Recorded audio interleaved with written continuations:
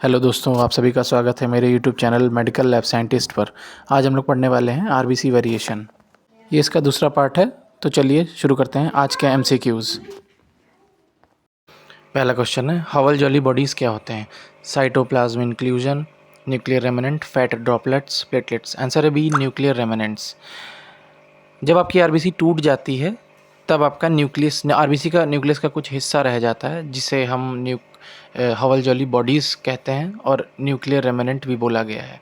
बात करते हैं साइटोप्लाज्म इंक्लूजन, तो ये आपका साइटोप्लाज्मिक मटेरियल होता है। लीवर जब ख़राब होता है तो हवल जॉली बॉडीज़ आपकी विजिबल हो जाती हैं स्लाइड में। अगला सवाल देखते हैं, हवल जॉली बॉडीज़ किस डिजीज़ में मिलते हैं? IDA, iron deficiency anaemia, megaloblastic anaemia, malaria या टीबी। आंसर है B, megaloblastic anaemia. Megaloblastic anaemia में मैंने आपको बताया था कि विटामिन बी 12 और फोलिक एसिड की कमी हो जाती है, जिससे आरबीसी का साइज़ बढ़ जाता है, जिससे कभी कभी न्यूक्लियर एबनॉर्मेलिटी भी पैदा हो जाती है जो हवल जॉली बॉडीज़ बनाती है। इसके अलावा लीवर की बीमारियों में भी और हेमोलिटिक एनीमिया में भी आपको ये प्रॉब्लम दिखाई पड़ सकती है। नेक्स्ट क्वेश्चन देखते हैं, टारगेट सेल्स किन कंडीशंस में मिलते हैं? Iron deficiency anaemia, thalassaemia, liver disease या all of the above. Answer है all of the above. Target sales की बात करें तो वो आरबीसी होती हैं जिनके बीच में एक आपको गोल गोल छल्ला जैसा दिखाई पड़ता है। आपने तीरंदाजी में या शूटर्स को देखा होगा एक एम को टारगेट करते हुए। ये आरबीसी सेल्स कुछ कुछ वैसी ही दिखने लगती है क्योंकि उसका सेंट्रल पेलोर बढ़ जाता है, जिस कारण से लगती है। आइए अगला सवाल देखते हैं, सिकल सेल एनीमिया में आरबीसी का शेप कैसा होता है? Round, Oval, crescent, square. Answer है सी, क्रिसेंट, सिकल शेप्ड, जिसे हम अर्धचंद्राकार भी बोलते हैं। ये एक जेनेटिक बीमारी है जिसमें आपकी आरबीसी जो है हंसिए की तरह कुछ कुछ दिखाई पड़ने लगती है। अगला प्रश्न है, पॉलीक्रोमिक सेल्स किस कारण से बढ़ते हैं? Infection, bone marrow activity, dehydration, platelet count. Answer है बी, बोन मैरो एक्टिविटी। ये सेल्स आपकी इमेच्योर आरबीसीज होती हैं जो डिफरेंट कलर्स में दिखाई पड़ती हैं। जब आरबीसी का प्रोडक्शन बोन मैरो जल्दी जल्दी करता है तब ये सेल्स बनने लगती हैं। इन सेल्स का दिखना आरबीसी का प्रोडक्शन आपकी बॉडी में बढ़ा है ऐसा इंडिकेट करता है।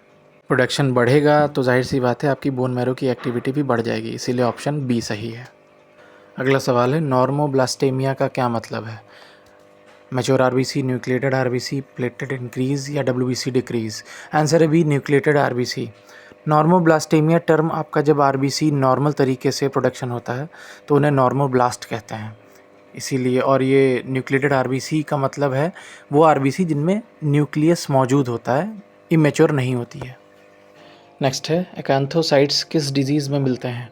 Liver disease, diabetes, TB, malaria. Answer है ए, लिवर डिजीज़। एक्ैंथोसाइट्स एक प्रकार से एबनॉर्मल आरबीसीज होते हैं जिनका शेप इरेगुलर और कांटेदार होता है। कैंथोसाइट्स मेनली सेल मेम्ब्रेन के लिपिड इम्बैलेंस की वजह से क्रिएट होते हैं। लिपिड इम्बैलेंस आपके लिवर डिजीज़ की वजह से होता है। कैंथोसाइट्स को स्पर सेल्स भी कहा जाता है। ये स्पाइकी आरबीसी होती हैं, याद रखिएगा। अगला क्वेश्चन है, बर सेल्स की पहचान क्या है? Smooth surface, spines present, Oval shape, large size. Answer है बी, स्पाइंस प्रेजेंट। बर सेल्स को मेनली आप इकिनोसाइट्स भी बोल सकते हैं। ये भी असामान्य आरबीसी होती हैं जिनमें छोटे छोटे कांटेदार उभार होते हैं और ये आपकी लीवर मेम्ब्रेन में चेंजेस की वजह से होती है। अब एक चीज़, इकिनोसाइट्स और एक्ैंथोसाइट्स में आप डिफरेंस भी जान लीजिए।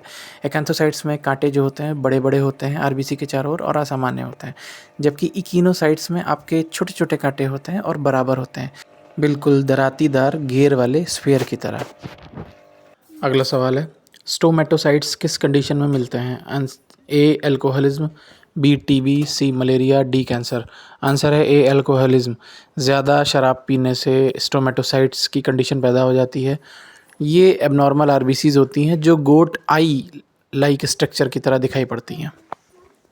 नेक्स्ट क्वेश्चन है, एमसीवी क्या दर्शाता है? A, RBC count, RBC size, Hb level, platelet count. Answer है बी, आरबीसी साइज। एमसीवी का मतलब है मीन कॉर्पस्कुलर वॉल्यूम। ये एक पैमाना होता है जो आरबीसी का औसत आकार बताता है। खून की स्थितियों को समझने के लिए इसका इस्तेमाल किया जाता है, जैसे माइक्रोसिटिक या मैक्रोसिटिक टाइप एनीमिया जो बी 12 और हीमोग्लोबिन की कमी से हो जाता है। नेक्स्ट है, नॉर्मल रेंज ऑफ एमसीवी। 60 से 70, 70 से 80, 82 से 92, 100 से 120। इसका सही आंसर है 92, 82 से 92।